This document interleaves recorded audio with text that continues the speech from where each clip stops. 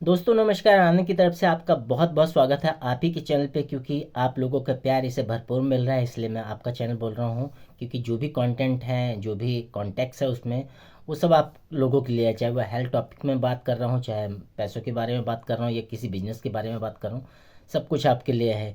तो I really hope आप लोग इन सीरीज़ को, इन वीडियोज़ को इन्जॉय कर रहे हैं। और मैंने देखा है कि आपका भरपूर प्यार, दुलार और वो आशीर्वाद मुझे मिल रहा है, ताकि इस जर्नी को और सक्सेसफुल बना सकें। बहुत अच्छे अच्छे कंटेंट में बहुत अच्छी इंसाइट्स के साथ आप लोगों के सामने ला सकूं, यही मेरा पहला पर्पस होता है। तो हेल्थ के रिगार्डिंग आज एक और इंटरेस्टिंग टॉपिक है ये। और दोस्तों इंटरेस्टिंग इसलिए कह रहा हूँ, काफ़ी कम वीडियो में बोल देता हूँ, क्योंकि मेरे को ऐसा लगता है जिस वीडियो में एक्सपीरियंस मिला हो और कुछ अच्छे सॉल्यूशन आपको मिले हेल्थ के रिगार्डिंग, या जो भी चल रहा हो उसके रिगार्डिंग, तो मेरे को बहुत अच्छा लगता है। तो इस वीडियो में जैसे थंबनेल में आपने देख ही लिया, पुराने डॉक्टर वर्सेस नए डॉक्टर। और दोस्तों ये कॉन्सेप्ट एक एक थॉट प्रोसेस है, मैंने भी कहीं से थोड़ा सा पढ़ा है, उसके बारे में ये बताया। इसमें एक डिस्क्लेमर दे देता हूँ, डॉक्टर के ऊपर मैं बिल्कुल नहीं बात कर रहा, क्योंकि देखिए भगवान के बाद डॉक्टर ही भगवान होते हैं। क्योंकि वो हमें इस कई लोगों को ज़िंदगी वापस करते हैं। इतनी तबीयत ख़राब होती है हमारी, इतनी सारी चीज़ें हो जाती है, वो लगभग लगभग बचाते हैं हमें। तो भगवान के रूप में वो डॉक्टर से होते हैं। मेरे को खुद लाइफ में एक दो बार ऐसा हो गया कि मैं मरने से बचा हूँ, मेरा पर्सनल एक्सपीरियंस है। किसी और दिन वो ज़रूर एक्सपीरियंस शेयर करूँगा आप लोगों के साथ। लेकिन इस वीडियो में मैं इतना बता देना चाहता हूँ, डॉक्टर्स के ऊपर बिल्कुल मैं बात कर रहा हूँ कि क्या क्या चेंजेस आए हैं हमारे हेल्थ के रिगार्डिंग, डॉक्टरी पेशे के रिगार्डिंग। उसमें मैं सारे डॉक्टर्स को ब्लेम नहीं कर रहा, लेकिन कुछ डॉक्टर हैं, कुछ जो होने लगे हैं, कुछ ऐसी चीज़ें जो पैसों से रिलेटेड ज़्यादा है, तो उस पर बात करेंगे। मुझे पूरी उम्मीद है ये वीडियो आपको बहुत पसंद आएगा और बहुत काम का भी वीडियो होगा। लेकिन अगर इस चैनल पर नए हैं तो मेरे चैनल को जरूर सब्सक्राइब कीजिए। आपका एक सब्सक्रिप्शन मेरे लिए बूस्ट का काम करेगा ऐसे कंटेंट बनाने के लिए। और डिस्क्रिप्शन बॉक्स में जो मैंने लिंक दे रखे हैं उन पे आप गो थ्रू कर सकते हैं, मुझसे कनेक्ट कर सकते हैं, व्हाट्सएप पे कनेक्ट कर सकते हैं, कॉल बुक कर सकते हैं मेरे साथ हेल्थ के टिप लेने के लिए, या हेल्थ के रिगार्डिंग जो एक्सपीरियंशियल नॉलेज है मेरी, या सप्लीमेंट्स के रिगार्डिंग, क्योंकि मैं सप्लीमेंट के पे ऊपर बात करता हूँ कि कैसे हम उनसे सही रख सकते हैं, उसके बारे में बात कर सकते हैं। तो दोस्तों स्टार्ट करते हैं इस वीडियो को। और मैं थोड़ा पीछे ले चलता हूँ आपको, आपकी लाइफ के। जो भी यंग जनरेशन वो तो कनेक्ट नहीं करेगी ज़्यादा, लेकिन जो 80-70 के जनरेशन है वो ज़रूर कनेक्ट करेगी। अगर हम 40 से 45 साल पीछे जाएं, अगर मैं हेल्थ के रिगार्डिंग या डॉक्टरी पेशे के रिगार्डिंग बात करूं, सन 1980-85 की अगर मैं बात करूं, तो डॉक्टर के पास जब हम बीमार पड़ते थे, जब जाते थे, तो डॉक्टर सबसे पहले क्या करते थे, आप डॉक्टर बोलते थे अपनी जीभ दिखाओ, जीप का एग्जामिनेशन होता था। फिर हमारी आंखें ऐसे करके देखते थे कि आंखों में कोई प्रॉब्लम नहीं, हमारे कानों में मशीन लगाकर देखते थे, या वैसे एग्जामिन कर लेते थे। हम स्टेथोस्कोप लगाकर हमारे हार्ट को चेक करते थे कि सब कुछ सही है कि नहीं। तो हमारे थोरोसिक रीजन को चेक करते थे, जो हमारे पीठ का हिस्सा है उस पर अपना आला या थोरोस्कोपिक लगाकर चेक करते थे कि सब कुछ सही आ रहा है। बेसिकली क्या है, वो अंदर का एग्जामिनेशन होता है कि क्या क्या बीमारियां हैं। और क्या करते थे, हमारे पेट पे हाथ लगाते थे और हमारे स्टमक को चेक करते थे दबाकर इधर उधर से, कि आज आपका पोटी कैसा आया है, आपका स्टूल सही से पास हुआ कि नहीं, कलर कैसा था, रात को क्या खाया था, एक दो दिन पहले कौन सा खाना खाया। तो इन सब चीज़ों से वो डायग्नोज कर लेते थे कि पेशेंट के साथ एक्चुअली में क्या हो रहा हो उसकी इंटरनल बॉडी में। क्योंकि पेशेंट तो ऐसे बता नहीं पाता, और डॉक्टर ने उस तरह की पढ़ाई की है, जो भी उसकी पढ़ाई है, तो इंटरनली बॉडी को अच्छी तरह आपसे ज़्यादा जानता है। लेकिन पेशेंट सही से डिस्क्राइब नहीं पता। तो ये सारी चीज़ें करके डॉक्टर एक प्रिस्क्राइब करता था दवाई, और उसके बाद वो पेशेंट दवाई खाता था और ठीक हो जाता था। लेकिन जब आजकल की कंडीशन में देखता हूँ, या आप लोग देखते होंगे, मेरे को कमेंट बॉक्स में ज़रूर बताना, जब भी हम डॉक्टर के पास जाते हैं, मान लेते हैं एक वायरल फीवर हो गया, वायरल फीवर वही है 4-5 दिन में अपने आप भी ठीक हो जाता है, लेकिन डॉक्टर क्या करते हैं, एंटीबायोटिक देते हैं। तो मान लेते हैं हम किसी परेशानी को लेकर, XYZ में किसी परेशानी को मेंशन नहीं कर रहा, लेकिन हम डॉक्टर के पास गए, तो डॉक्टर क्या कहता है, हम बोलते हैं डॉक्टर साहब पेट में दर्द हो रहा, तो वो कुछ भी नहीं पूछता। इवन आपको पेट भी टच करके नहीं देखता, आपको से यही पूछता कहाँ दर्द हो रहा है, और उसका स्टार्ट हो जाता प्रिस्क्रिप्शन।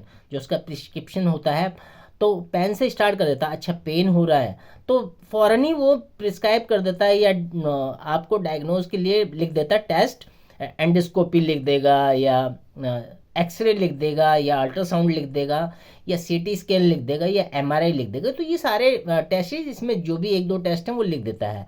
तो इसका मतलब ये है कि अंदर कुछ प्रॉब्लम है और उनको ज़रूरत है एक स्पेसिफिक टेस्ट की, जो डॉक्टर उसकी रिपोर्ट देख के आपको प्रिस्क्राइब करेगा दवाइयाँ। यहाँ तक ठीक है, लेकिन मैं पहले और अब की बात करता हूँ तो ये फर्स्ट विजिट में ही कई डॉक्टर लिख देते हैं, टेस्ट लिख देते हैं कि मुझे ऐसा लग रहा है, टेस्ट कराना चाहिए। और एक मिडिल क्लास फैमिली की बात करूँ, एक माइंडसेट है कि वो डॉक्टर और हॉस्पिटल जाने से डरता है, क्योंकि ऐसा ना हो कोई बीमारी निकल जाए, या डॉक्टर वो जनरली पूछता है कि डॉक्टर साहब कितने का टेस्ट है। अगर टेस्ट देखें तो एंडोस्कोपी या सीटी स्कैन या एमआरआई काफ़ी महंगे टेस्ट होते हैं। एक एवरेज कॉस्ट एमआरआई की बोलूँ अगर पैसों में, तो नॉर्मल से उसमें 5-6 हज़ार उसमें लगे जाते हैं। तो एक नॉर्मल पर्सन के लिए बड़ा मुश्किल हो जाता है। और जनरली जब हमारा कोई, हम खुद बीमार होते हैं या क्रॉनिक डिजीज़ कई बार हो जाती है हमारे रिलेटिव को, रिश्तेदारों को, तो जब हम हॉस्पिटल ले जाते हैं तो मैंने इस वीडियो सीरीज़ में कई बार बोला है कि पेशेंट उतना बीमारी से उसके रिश्तेदार नहीं डरते जितना वो अमाउंट हमें जमा करना पड़ता है। क्योंकि हॉस्पिटल जाते ही अगर अनकॉन्शियस में है पेशेंट, तो वो अगर हार्ट अटैक या कुछ भी तरह का ट्रॉमा आया है तो डॉक्टर फ़ौरन कहते हैं इतना पैसा जमा करा दो, पेशेंट को एडमिट करना पड़ेगा या आईसीयू में एडमिट करना पड़ेगा। देर आर सर्टन कंडीशंस होती हैं कि वो डायग्नोज करेगा। तो इतने सारे चेंजेस आ गए। डॉक्टर वो नहीं देखता कि आप जो इंटरनली एग्जामिन करते थे डॉक्टर, जो 8-10 मिनट की बातें होती थी पेशेंट के साथ, वो इमोशनल टच कहीं खो सा गया है। अब उसके कई रीज़न है, इसमें डॉक्टरों की भी गलती नहीं है। एक ऐसा कल्चर आ गया है, एक तो भीड़ बढ़ गई है, ऊपर से मुझे ऐसा लगता है, या आप लोग बताइए, कि जितने ज़्यादा स्पेशलाइजेशन हो रहा है चिकित्सा जगत में, या साइंस के उसमें बात करोगे, हेल्थ की फील्ड में, उतने ज़्यादा पेशेंट भी बढ़ते जा रहे हैं, उतनी ज़्यादा बीमारियां बढ़ती जा रही हैं, उतने ज़्यादा इन्फेक्शन बढ़ते जा रहे हैं। हमें कई टर्म तो पहले मालूम ही नहीं थी। आज से 40-50 साल पहले की बात करूं, बीपी शुगर ये नॉर्मल पर्सन को नहीं मालूम था। उन्हें ये लगता था कि शुगर तो अमीरों की बीमारी है, लेकिन अब एक आम नागरिक को भी हो जाती है। तो ये बड़े चेंजेस आ गए हैं। एक तो इमोशनल टच खत्म हो गया है, ऊपर से फटाफट डॉक्टर वेट नहीं करते, क्योंकि उनके पास भी टाइम नहीं है। वो फटाफट लिख देते हैं टेस्ट के लिए, चाहे वो आपकी लिवर की प्रॉब्लम हो, किडनी की प्रॉब्लम हो, आपके हार्ट में दिक्कत हो, कई तरह के टेस्ट लिख देते हैं। और कई टेस्ट ऐसे होते हैं जो अनवांटेड भी होते हैं। मैं इसमें किसी पे ब्लेम नहीं कर रहा, लेकिन मैंने कई बार देखा है, थोड़ा सा हो जाता है जब हम स्टडी करते हैं, पढ़ लेते हैं, तो उसमें हमें कई बार लगता है, पेशेंट खुद डॉक्टर से कहता है डॉक्टर ये सारे टेस्ट करवाने ज़रूरी है कि इसमें एक दो छोड़ भी सकते हैं। तो डॉक्टर अगर कहता है, पेशेंट अगर डॉक्टर से कहता है कि मेरी हालत ऐसी नहीं है कि मैं सारे करवा पाऊँ, आप स्पेसिफिक लिख दो एक दो टेस्ट जो भी हैं, तो डॉक्टर मतलब अच्छे प्रिस्क्रिप्शन फिर देते हैं और रिपोर्ट देख के दवाइयाँ करते हैं। तो ये तो जेन्युइन तरीका है कि हम किस ओर जा रहे हैं। पुराने डॉक्टर की बात करें तो ये सारे उस टाइम इतने सुविधाएं नहीं थी, अब सुविधाएं आ गई हैं, लेकिन और सारी कई चीज़ें बढ़ गई, उस हिसाब से बीमारियां बढ़ गई। अगर मैं डॉक्टर्स लेवल पे बात करूं तो पहले एक जनरल फिजिशियन होता था जिसने एमबीबीएस का रखा है, उससे काम चल जाता था, लेकिन अब एमबीबीएस एमडी हो गए। स्पेशलाइजेशन आ गया हर चीज़ के लिए। आँख कान गले के लिए ईएनटी डॉक्टर आ गए, स्किन के लिए डर्मेटोलॉजिस्ट आ गए, पेट के लिए गैस्ट्रोएंटरोलॉजिस्ट आ गए, हार्ट के लिए कार्डियोलॉजिस्ट आ गए, दिमाग की बीमारी के लिए न्यूरोलॉजिस्ट आ गए, हार्मोन्स के चेंजेस होने लगे उसके लिए एंडोक्राइनोलॉजिस्ट आ गए। इतनी सारी टर्म्स आ गई हैं, इतनी सारी चीज़ें आ गई हैं। जब मैं क्यों बात कर पा रहा हूँ इसके बारे में, क्योंकि मैं थोड़ा स्टडी करता हूँ हेल्थ के रिगार्डिंग। हालांकि मैं मेडिकल का स्टूडेंट हूँ नहीं, डिस्क्लेमर मैं पहले दे चुका हूँ, लेकिन एक ऑब्जर्वेशन है, या मैं कई मेरे डॉक्टर्स मित्र हैं उनसे डिस्कस करके मैं थोड़ी स्टडी भी करता हूं, तो उससे रिगार्डिंग आप लोगों से बात कर रहा हूं। आप लोग बताइए कि डिस्क्रिप्शन बॉक्स में, कमेंट बॉक्स में लिखिए ज़रूर कि ऐसा हो रहा है कि नहीं हो रहा।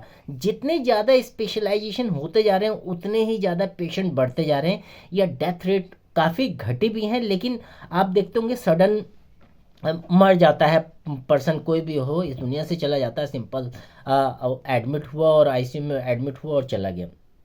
क्योंकि डॉक्टर भी जब लास्ट मोमेंट पे पेशेंट जाता है, और बीमारियां भी इस तरह की हो रही हैं कि लॉन्ग टर्म में हम पहचान नहीं पाते। कई बीमारी ऐसे होती हैं, जैसे मैं हार्ट की बीमारी कहूँ या आपके लिवर में कोई दिक्कत है, तो इनके सिम्टम्स बहुत ज़्यादा, जैसे 70-80% हो गए। मतलब मैंने पढ़ा है कई किताबों में कि हार्ट में जो ब्लॉकेज हैं उनके सिम्टम्स आपको 70 से 80% होने के बाद आपको सिम्टम्स दिखाई देंगे, महसूस होंगे। ये लीवर की बात करूँ, जो वो 70-80-90% पहुंच जाता तब उसमें सिम्टम्स आने चालू होते, लेकिन तब तक वो अगर बहुत देर हो जाती, इसीलिए डॉक्टर कहते हैं हमें रेगुलर चेकअप कराने चाहिए।